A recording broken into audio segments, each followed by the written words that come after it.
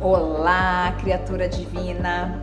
O vídeo de hoje pode ser que doa, mas espero que não cause sofrimento, pois foi feito com muito amor. E é exatamente sobre isso que a gente vai falar hoje: dor, sofrimento e amor. O que seria dor? Dor é fato, é sensação, a reação inicial e imediata do corpo ou da mente a um estímulo negativo. É um sinal de alerta inerente à condição de estar vivo. Involuntária e finita, ela tem um tempo. Ocorre no momento do evento e tende a diminuir. Uma queda, uma crítica no trabalho, uma doença física, por exemplo, até a perda de um ente querido. É uma dor enorme, mas é uma dor. Sofrimento é interpretação, reação à dor, é o apego, a resistência ou a ruminação mental sobre a dor inicial. É a história que contamos a nós mesmos sobre a dor. É voluntário e prolongado. Mantém a dor viva, estendendo-a além do evento inicial. Ficar remoendo a crítica, raiva e autocomiseração, apegando-se à tristeza da perda, perguntando por que isso acontece comigo, por que isso aconteceu. O sofrimento é a segunda flecha. Como assim? Acho que lá no budismo ou hinduísmo, eu acho que é no budismo, traz esse conceito da flecha. A primeira flecha é a dor que atinge você. Você perde seu emprego, seu relacionamento termina, né? Isso é inevitável, isso acontece. A segunda flecha é o sofrimento auto-infligida. É a flecha dos pensamentos de vitimização. Eu sou um fracasso, de injustiça, isso não é justo, isso não é justo. Do medo, eu nunca vou conseguir de novo, que transformam o fato da dor em uma narrativa de sofrimento prolongado. Já ouviram falar na seguinte frase: a dor é inevitável, o sofrimento é opcional. Essa frase não sugere que devemos ser insensíveis ou que o sofrimento não é real. Pelo contrário, ela é um convite à responsabilidade emocional e à inteligência estoica. Como seres humanos, estamos sujeitos às dores. Dor física, o corpo envelhece, adoece, se machuca, né? Às vezes quando a gente está com gripe, o corpo dói, fibromialgia, né? Dor emocional, a perda, a decepção, a frustração de expectativas e o luto são partes orgânicas da experiência de amar, desejar e viver em um mundo incerto. Dor existencial, a consciência da nossa finitude, que tudo tem um fim, que vai acabar. A dor neste contexto é um fato biológico ou circunstancial. Resisti-la apenas prolonga ou amplifica sua presença. O sofrimento é opcional, é uma escolha de resposta. O que a filosofia sugere é que temos o poder de escolher a nossa resposta ou a reação à dor. Da perspectiva estoica, eles ensinam que a principal fonte de perturbação humana não são os eventos em si, mas o julgamento que fazemos sobre eles. Epiteto, se não me engano, ele traz assim, o que perturba os homens não são as coisas, mas as opiniões que eles têm sobre as coisas. A dor é um evento externo sobre o qual não temos controle total. O sofrimento é uma reação interna, pensamentos e emoções, sobre a qual podemos exercer o autocontrole. O sofrimento é gerado quando, em vez de aceitar a dor e buscar uma solução, um aprendizado, ficamos presos na queixa, na autocomiseração ou na luta contra o que já aconteceu. O sofrimento é a energia gasta em querer que a realidade seja diferente do que é. Essa frase é um poderoso lembrete da nossa liberdade interna. Mesmo acorrentados a uma dor física ou a uma circunstância trágica, a mente pode se recusar a ser escravizada pela emoção destrutiva, encontrando dignidade, aceitação ou um novo significado na adversidade. Tem um capítulo no livro O Modo de Entender, Uma Nova Forma de Viver, que fala exatamente isso, sobre isso. Eu vou ler esse trechinho para vocês, que tá lá no capítulo 12, para quem tem ou queira se aprofundar. Olha só, tive que ir lá pegar o livro, gente. Ó, é esse livro aqui, ó, Um Modo de Entender, Uma Nova Forma de Viver. Ele traz o seguinte aqui, ó, no capítulo 12. Sofre o enfermo a privação na enfermaria comunitária. Sofre o empresário bem-sucedido no apartamento hospitalar. Sofre o necessitado na favela a escassez. Sofre o rico no palacete a solidão. Sofre a criatura anônima as dores morais. Sofre o artista famoso os conflitos afetivos. Sofre o destituído de autoridade sem significado político. Sofre o administrador dos negócios públicos os dramas e tramas do poder. Sofre a mãe paupérrima, assim como a mãe milionária, a perda do ente querido. São sofrimentos decorrentes das contingências da estadia terrena, produto da atual necessidade evolutiva da condição humana, mas a análise da dor pode ser vista sob outros ângulos. Sofrer por não querer assimilar novas experiências e ideias, fixando-se em preconceitos. Sofrer por não aceitar a própria estrutura da natureza humana. Sofrer por ser inflexível e rígido nos conceitos íntimos, permanecendo estagnado. Sofrer por não digerir a mensagem eloquente da voz interior. Sofrer por refutar o amor incondicional, preferindo o apego doentio. Sofrer por assimilar o conflito como parte de si e não como circunstância passageira. Eu não sou sofredor, eu estou sofredor.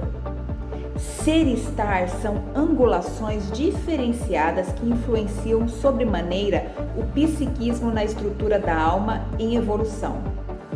Sofrer é, portanto, um sintoma que indica que a causa sou eu mesmo, por isso devo renovar-me. A razão primeira é a inflexibilidade, ou seja, a dureza dos seus corações.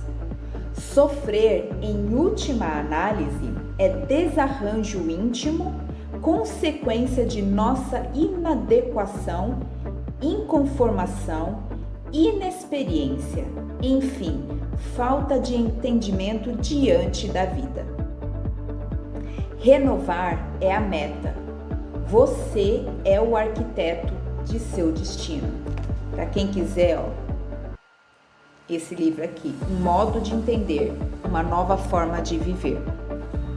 Gente, é profundo isso. É muito profundo, tá? É lógico que a gente não sabe fazer direito, então a gente vai fazendo com o que dá, né? Mas fica aí essa reflexão, né? Da dor e do sofrimento. Portanto, a escolha não é sobre sentir a dor, mas sobre quanto tempo e energia dedicamos a ser definidos pela dor. É a chave para transformar a adversidade em sabedoria e resiliência. Olha só, gente. Outro capítulo do livro, capítulo 31, As Duas Faces da Culpa.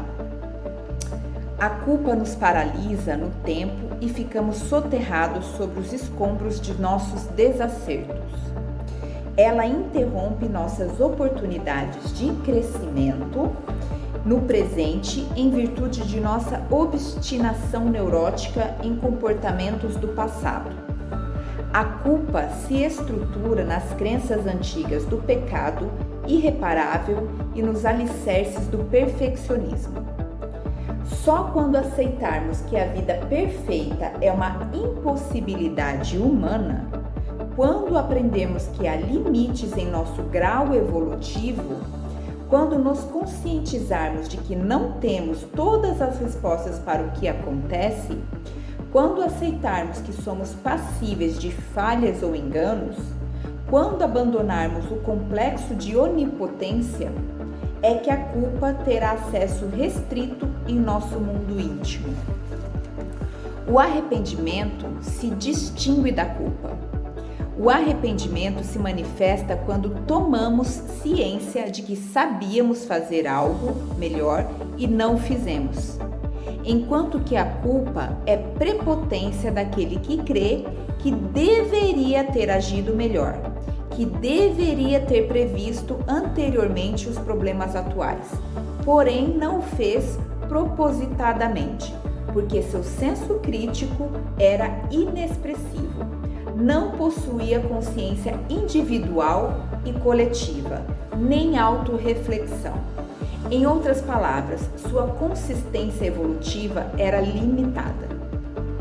A raiz da culpa é o nosso imenso orgulho e as expectativas absurdas de como nós e os outros deveriam ser, de como deveríamos nos comportar diante dos fatos e acontecimentos.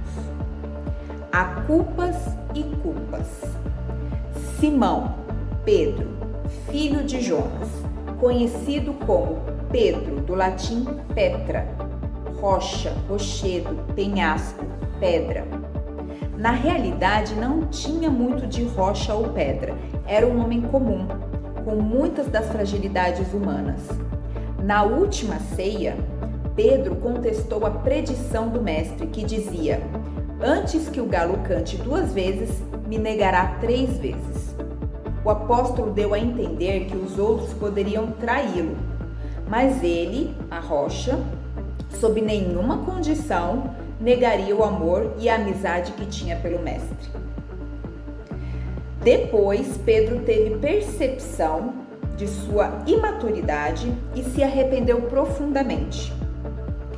Aceitou a condição de criatura em fase de crescimento espiritual, que ainda não tinha chegado à plenitude do ser. Quem se arrepende abandona a culpa, pois não mais aprova os velhos comportamentos e atos imaturos. Todavia, não se autocastiga pelo fato de não ser perfeito, nem causa a própria ruína física ou emocional, abandonando-se no mar de lamentação e pesar.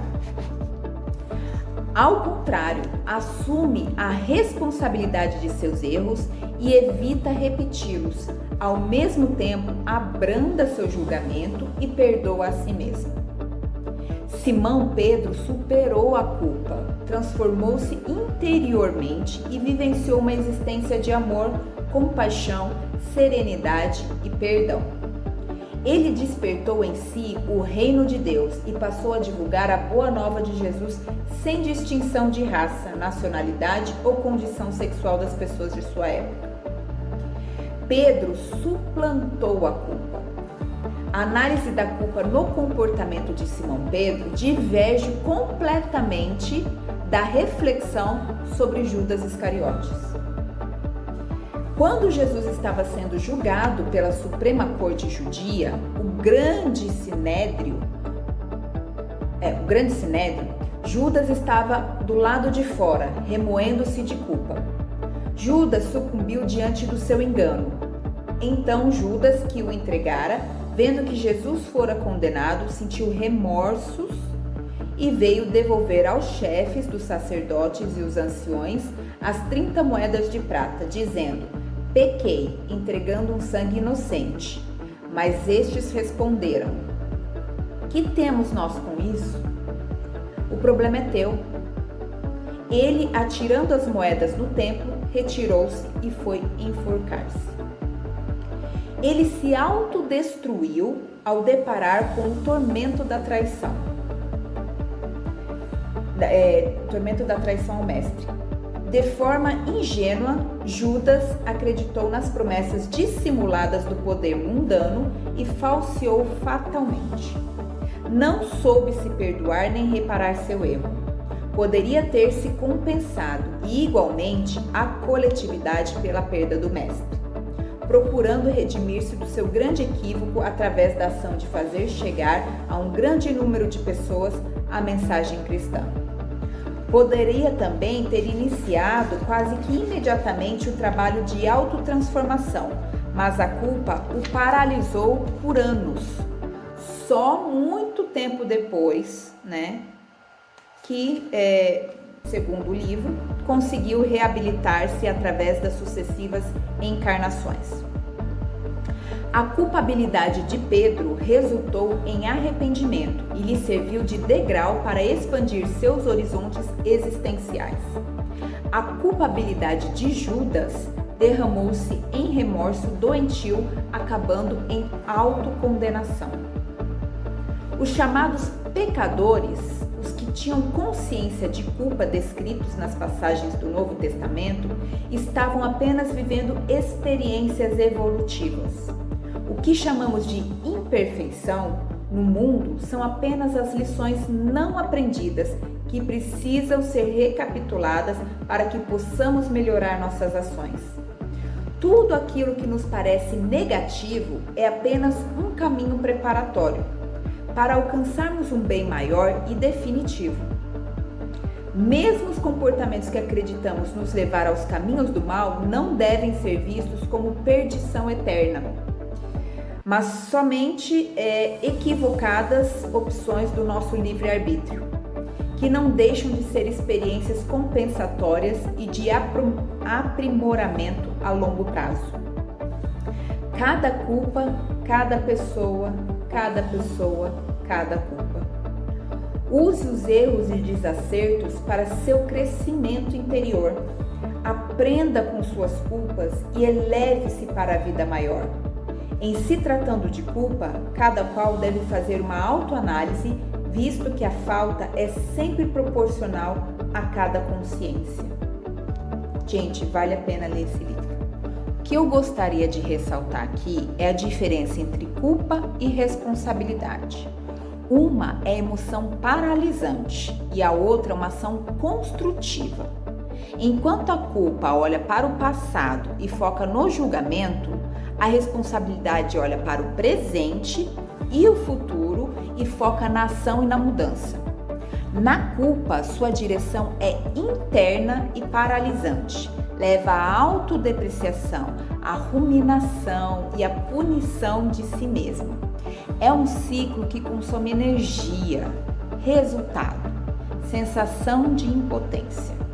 Ela não altera o evento, mas imobiliza a pessoa, dificultando a correção do erro ou o avanço. A culpa busca punição. Perguntas mais comuns que demonstram culpa são tipo assim: por que eu fiz isso? Como eu pude fazer isso? O que há de errado comigo? Exemplo: um indivíduo comete um erro grave no trabalho. A culpa o fará sentir-se um incompetente, remoer o fato por dias, esconder-se e evitar iniciar novos projetos por medo de falhar novamente. Já a responsabilidade é uma postura ativa e prospectiva que reconhece a sua parte no ocorrido, não para a punição, mas para a ação de resposta. Sua direção é externa e construtiva, leva à reparação, ao aprendizado e à mudança de comportamento. É um movimento de empoderamento. Resultado: capacidade de resposta. Permite que o indivíduo se aproprie do erro para gerar aprendizado e reparar o dano causado. A responsabilidade busca reparação e aprendizado. Perguntas mais comuns que demonstram responsabilidade. O que eu posso aprender com isso? O que eu posso para remediar? Que atitude diferente tomarei na próxima vez? Percebem a diferença? Vamos falar também agora de outras duas faces, a dor e o amor. São paradoxalmente as duas forças mais profundas e interligadas da experiência humana. Elas representam o auge do sentir e frequentemente se manifestam como as duas faces da mesma moeda existencial.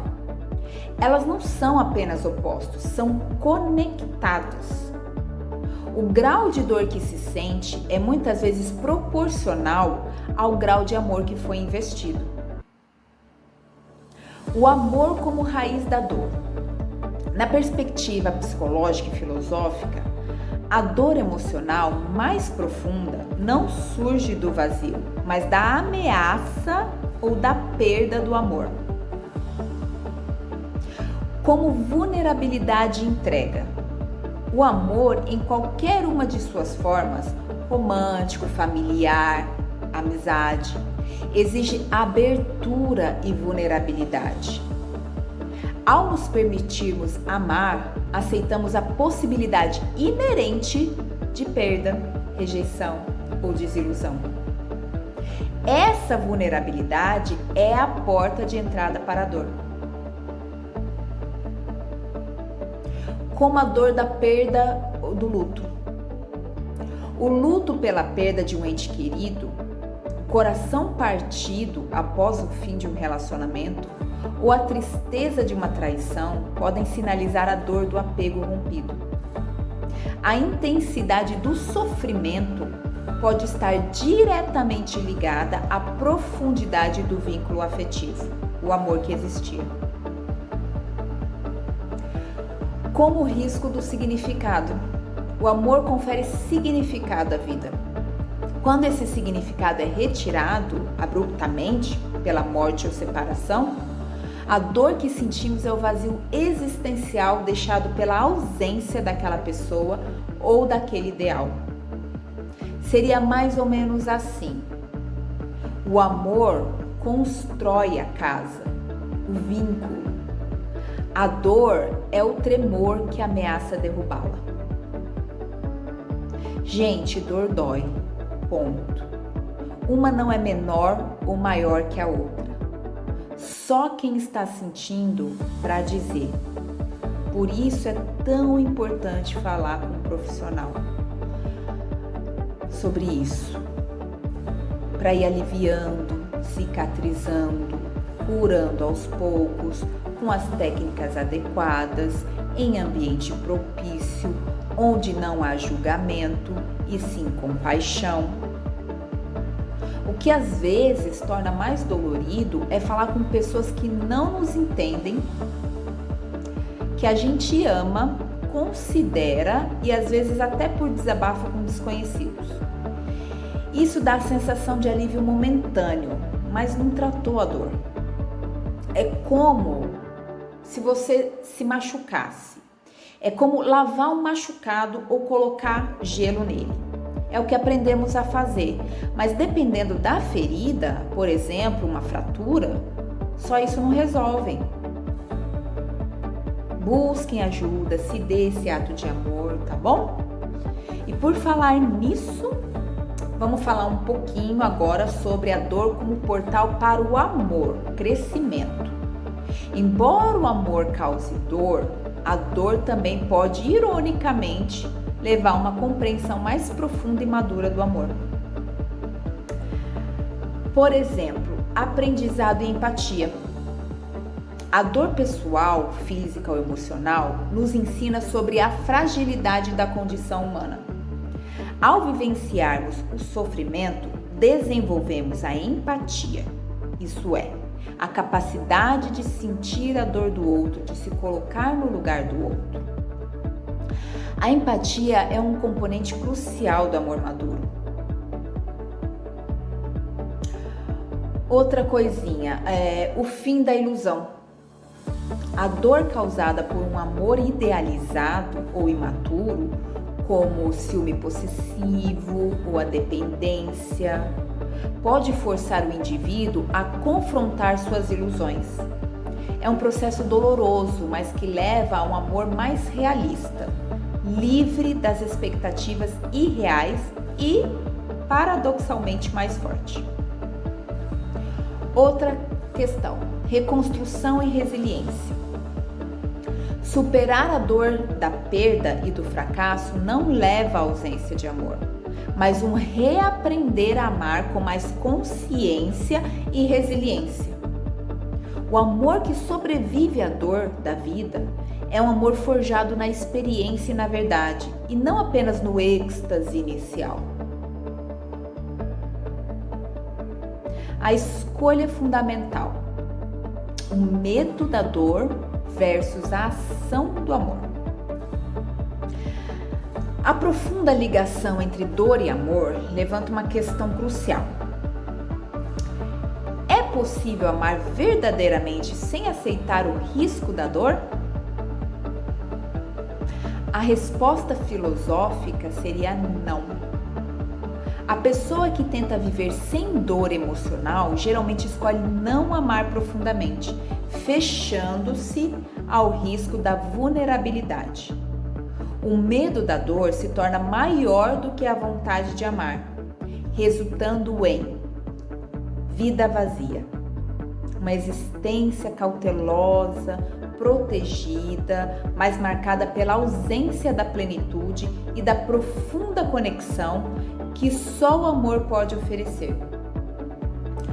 Conforto imediato. A busca por prazeres superficiais e relacionamentos seguros, mas sem o potencial de crescimento e sofrimento, que é a prova do vínculo real. Em última análise, as duas faces ensinam que o amor é coragem, que em essência significa agir com o coração. A coragem não é uma força física ou ausência de medo, mas sim a firmeza de espírito. É a capacidade de olhar para a dor, aceitar sua inevitabilidade como subproduto da conexão e ainda assim escolher abrir o coração. A dor prova que o amor foi real. O amor nos dá força para seguir adiante, apesar da dor. Por isso, amar verdadeiramente é tão difícil, pois está sujeito à dor. É só pegar o livro mais vendido do mundo e verás. Mas lembrem que vocês não estão sozinhos ou sozinhas, nunca estiveram. Lembrem-se sempre disso. Seja aqui no físico ou seja em outro plano, sempre tem alguém nos cuidando, nos amando, nos orientando, nos instruindo. E esse é um dos meus papéis aqui. Beijos e até o próximo vídeo.